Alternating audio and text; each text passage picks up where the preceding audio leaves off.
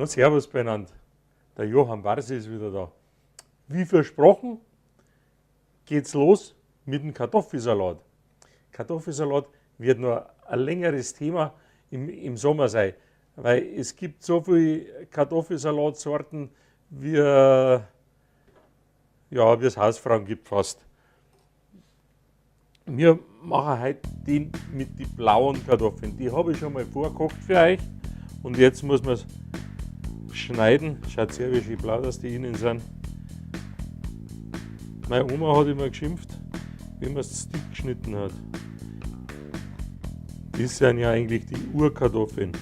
Und der nennt sich auch Trüffelkartoffel. Es gibt noch ein paar andere Sorten. Auch ganz rote. Und jetzt findet man auch wieder Bauern, die anbauen können. Müssen wir nicht immer extra aus Frankreich kaufen. Und schon sind es fertig, die geschnittenen Kartoffeln. Jetzt gibt es den Kartoffelsalat. Das Prinzip des Kartoffelsalats anhand von blauen Kartoffeln. Geschnitten, dann muss man es würzen. Salz ist klar. Pfeffer.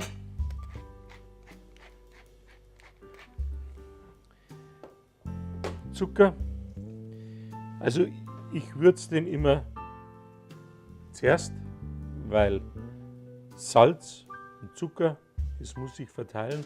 Und wenn ich zuerst die Flüssigkeit drauf reingebe, dann löst es nicht auf, wenn ich dann Salz bloß drauf schmeiße. So geht es einfacher, kann ich es gleich besser verteilen da drin. Statt Zwiebel nehmen wir in dem Fall das Gelbe vom Lauch. Und da ist mir ganz genug. Dann habe ich noch ein paar Bohnen gekocht. So, und dann brauchen wir Essig.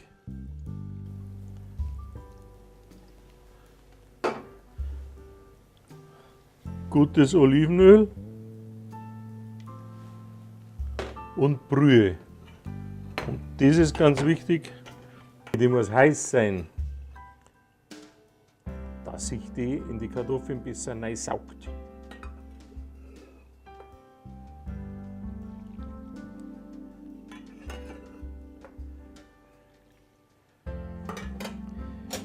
Und das nächste eben am Kartoffelsalat ist, der muss eben eine Zeit lang saugen. Kartoffelsalat, den machen wir nicht so von einer Minute auf die andere, sondern wir würzen den, lassen den ziehen und dann wird er fertig nachgeschmeckt. Die Flüssigkeit muss zuerst weg und dann muss er eine Zeit lang stehen. Jetzt tun wir noch ein paar Tomaten drunter, dann haben wir da ein schönes Beilagengericht.